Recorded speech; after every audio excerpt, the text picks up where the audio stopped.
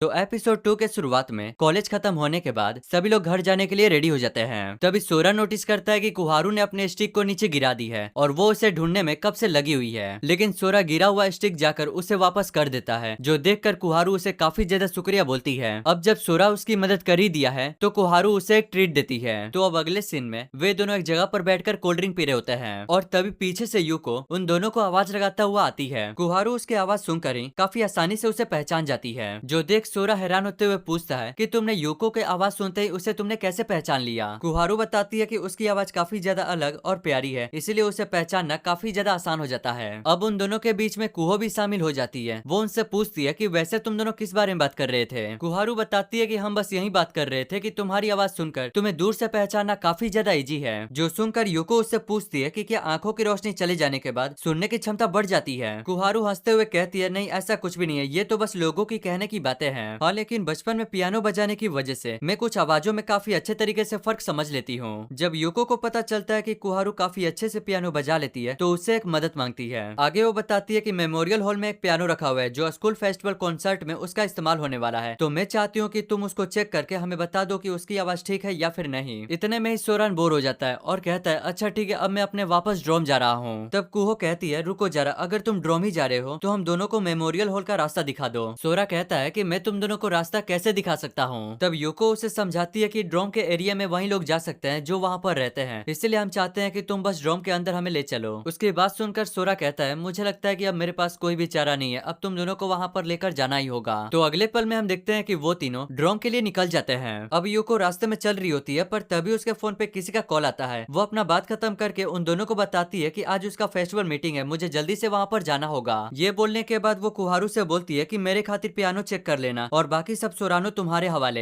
ये बोलकर वो वहाँ से भाग जाती है। सोरानो चिल्लाते हुए कहता है कि आखिर तुम मुझे अकेले कहाँ फंसा के भाग रही हो। तो अगले सीन में हम देखते हैं कि दोनों मेमोरियल हॉल में पहुंच जाते हैं। कुहारू भी पियानो के बगल में बैठ जाती है ताकि वो उसे चेक कर सके। जैसे ही वो पियानो के की को दबाती है, वो हैरान होते हुए कहती है, ये तो ग्रैंड पियानो है। जो सुन सोरा उससे पूछता है कि आखिर तुम्हें ये छूते ही कैसे पता चल गया। तब कुहारू उससे बताती है कि ग्रैंड पियानो की कीज बहुत अलग फील होता है और इनको दबाने से कीज जब बहुत जल्दी से ऊपर आता है तो इससे पता चल जाता है कि वो ग्रैंड पियानो है। लेकिन अभी भी सोरा कंफ्यूजन में होता है, इसलिए वो उससे पूछता है कि आंखों की रोशनी चले जाने के बाद भी कोई पियानो बजा सकता है। तब कुहारू उससे बताती है कि जब मेरी आंखें थी तो उस टाइम मैंने पियानो को याद कर लिया था, लेकिन आज के पियानो को बजाना काफी ज्यादा मुश्किल हो गया है। लेकिन मुझे ये सोचकर काफी ज्यादा खुशी भी होती है कि मेरी जिंदगी में मुझे देखने का मौका भी मिला था। इस बात पर सोरा कुहारू की तारीफ करने वाला था, लेकिन उसे डर था कि कहीं कुहारू बुरा ना मान जाए। फाइनली अब वो आंखें बंद करके पियानो बजाना शुरू कर देती है और पीछे में सोरानो अपनी आंखें बंद करके उसके धुन को काफी ध्यान से सुन रहा होता है। उससे उसके धुन से इतना ज्यादा रिलैक्स फील होने लगता है कि उससे अपने सामने समुद्र दिखने लगता है। अब फाइनली कुहारू भी पियानो को बजाना बंद कर देती है और वो उससे पूछती है, तो बताओ मैंने ये कैसे बजाया। कुहारू हैरान होते हुए कहता है कि तुमने ये कैसे बजाया। फिर तभी उसे याद आता है, हाँ तुमने बीच का पीस बजाया था। कुहारू हंसते हुए, नहीं पागल, ये अरेबियन सी का पीस था। सोरानो हैरान होते हुए, मैंने तो इसके बारे में ऐसा कभी नाम नहीं सुना। कुहारू, इस पियानो को ज्यादातर कंपटीशन में ही बजाया जाता है और जब मैं 5 क्लास में थी तो मैंने इसे कंपटीशन में परफॉर्म किया था। सोरानो तारीफ करते हुए, तुमने काफी अच्छा बजाया, ये काफी कमाल की बात है। अब उन दोनों का पियानो चेकअप खत्म हो जाता है और दोनों को बाहर में दिखाया जाता है। कुहारू चलते हुए, भले उस पियानो में ट्यूनिंग कम है लेकिन वो काफी अच्छा काम कर सकता है। वेल, अब वे दोनों अपने अपने घर जाने के लिए बिल्कुल तैयार हो जाते हैं। तब कुहारू खुश होते हुए, हमें फिर से दोबारा बात करने का इतना ज्यादा मौका मिला, इससे मैं काफी ज्यादा खुश हूँ। सोरा शर्माते हुए, अगर ऐसी बात है तो हम लीमा पर पहले से ही कनेक्ट है, अगर तुम चाहो तो मुझे मैसेज कर सकती हो। कुहारू हंसते हुए, अगर ऐसी बात है तो मैं मैसेज जरूर करूंगी। ये बोलने के बाद वो अपने घर के लिए निकल जाती है। अब अगले दिन हमें क्लास का सीन दिखाया जाता है जहाँ पर टीचर फिजिकली और प्यार के बारे में पढ़ा रहे होते हैं। अब फाइनली क्लास खत्म हो जाती है और सोरानो जो है वो अब बाहर आ जाता है, पर तभी अचानक से उसका फोन वाइब्रेट करता है। वो नोटिस करता है ये तो कुहारू का मैसेज है जहाँ पर वो उसे कहीं जाने के लिए इनवाइट कर रही है। सोरानो हैरान होते हुए, मैंने इसे कल ही कहा था कि मैसेज करना, लेकिन मैंने ये नहीं सोचा था कि वो इतना जल्दी मैसेज कर देगी। इसके बाद हम देखते हैं कि वो बिना सोचे समझे भागना शुरू कर देता है, पर तभी हम देखते हैं कि उसके सामने ना एक बहुत बड़ी जहाज है, जबकि पानी में नहीं, वो जमीन पे है। और तभी सोरानो फाइनली कुहारू के पास पहुंच जाता है। वो उसे अपना नाम लेते हुए कहता है, तो फाइनली मैं आ ही गया। और भाई कुहारू ना उसकी आवाज सुनकर वो इतना ज्यादा खुश हो जाती है कि कहो मत। और उसे ना इतना ज्यादा खुश होता हुआ देखकर सोरानो का दिल काफी तेजी से धड़कने लगता है। सोरानो अपना ध्यान भटकाने के लिए उससे पूछता है कि अचानक से तुम यहाँ पर आने के लिए आज तुमने प्लान क्यों बनाया। कुहारू एक्साइटेड होते हुए बोलती है, ज्यादातर इस शिप के दरवाजे बंद ही रहते हैं, लेकिन मैंने ऑफिस में जाकर पता लगाया तो आज इसका ओपन डे है, इसीलिए मैं ग्रेजुएट होने से पहले इसके अंदर जाना चाहती हूँ, लेकिन अगर मैं ग्रेजुएट हो गई तो इसके बाद इसके अंदर जाने का कभी भी मौका नहीं मिलेगा। लेकिन सोरानो को ना शिप के अंदर जाने का बिल्कुल भी मन नहीं होता, लेकिन फिर भी वो कुहारू की बात मान लेता है, जो सुनकर कुहारू काफी ज्यादा खुश हो जाती है। अब वे दोनों शिप के अंदर घूमने के लिए आ जाते हैं और अंदर से शिप का नजारा ना सच में काफी ज्यादा अमेजिंग लग रहा था। और शिप के अंदर ना बहुत ही ज्यादा सीढ़ी था, इसलिए सोरानो ना कुहारू को काफी अच्छे से गाइड कर रहा था कि कहीं वो गिर ना जाए। यहाँ तक कि सोरानो आसपास के रखे हुए चीजों को भी काफी अच्छे से डिटेलिंग में समझा रहा होता है। अब वे दोनों शिप के ऊपर वाले हिस्से तक पहुंच जाते हैं। कुहारू उससे पूछती है कि क्या हम शिप के आगे वाले हिस्से तक जा सकते हैं। तो इसके बाद कुहारू ना शिप के फ्रंट वाले जगह पर आकर खड़ी हो जाती है। वो अपने आंखों को बंद करते हुए कहती है कि ऐसा लग रहा है कि मैं समुद्र में चलती हुई जहाज पर खड़ी हूँ, और वो ऐसा महसूस भी कर रही होती है और उसे काफी अच्छा भी लग रहा होता है। अब आगे वो सोरानो से कहती है कि मेरे साथ यहाँ पर आने के लिए तुम्हारा बहुत बहुत शुक्रिया। सच कहूँ तो अगर मैं इस ट्रिप पर अकेले आती तो मुझे काफी ज्यादा बुरा लगता, इसीलिए मैंने सोचा कि मैं तुम्हें इन्वाइट कर लूं। अब वहाँ से उन दोनों की जाने की बारी आ जाती है, पर तभी अचानक से कुहारू को कुछ याद आता है और तभी वो अपना हाथ ना दोनों तरफ फैलाकर खड़ी हो जाती है। ये देखकर सोरानो हैरान हो जाता है और वो उससे पूछता है कि अब तुम ये क्या कर रही हो। तब कुहारू उससे पूछती है कि क्या तुमने टाइटैनिक मूवी देखी है। सोरानो कहता है हाँ मुझे थोड़ा थोड़ा याद है, जब मैं मिडिल स्कूल में था तब मैंने देखा था।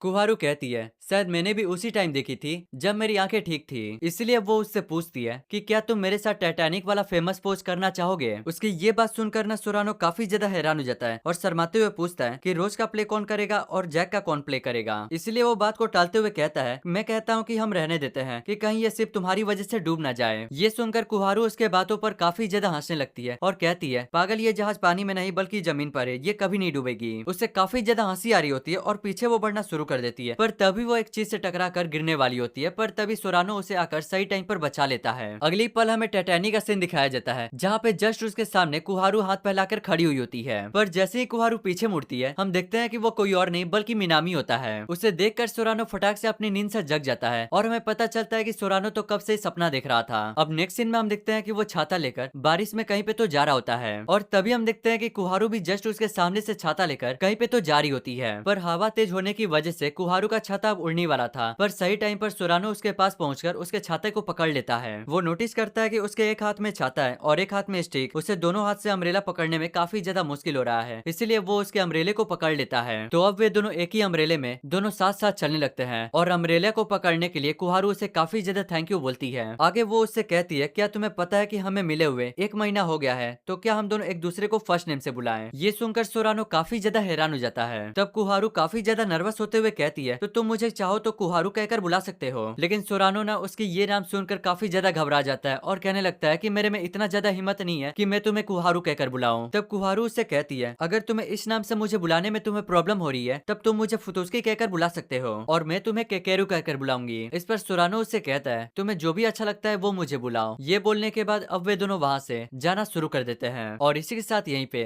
ये वाला एपिसोड एंड हो जाता है।